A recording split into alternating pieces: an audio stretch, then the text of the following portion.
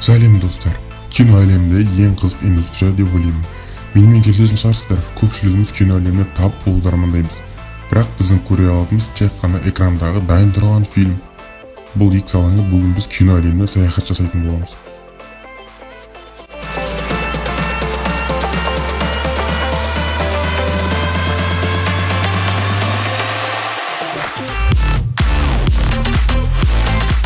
Темір жол бекетіне пойыздың келіп тоқтағанын, одан жолаушылардың түсіп жатқанын көрген бір топ адам зәресі ұшып залдан қашып шыққан көрінеді.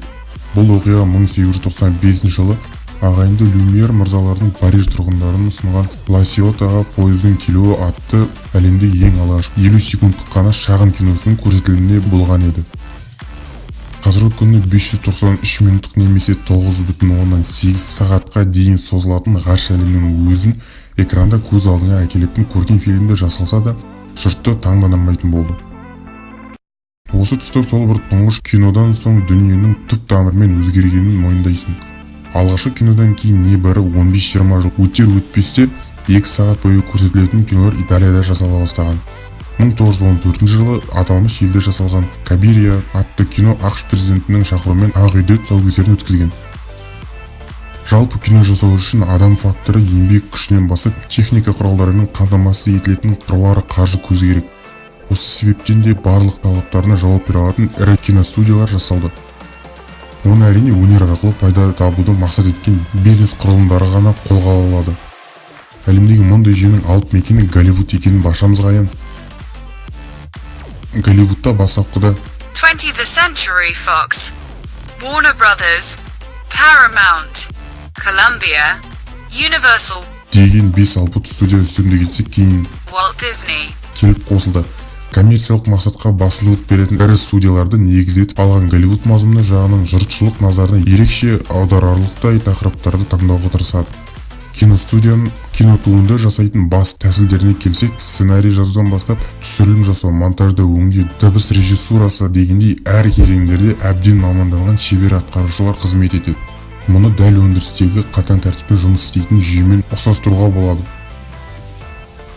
Америкалық көркем фильмдер қоғамы жүргізген зерттеулерге қарағанда тек 2017 жылдың өзінде әлемдік кино нарығында сатылған билеттердің түскен кірісі 36,4 миллиард долларға дейін жеткен.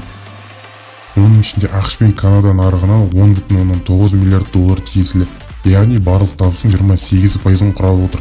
Сонда Америка мен Канадада барлық тұрғындардың 68%, немесе 229,7 миллион адам жылына аз дегенде бір мәрте кинотеатрға барады деген есеп шығып отыр.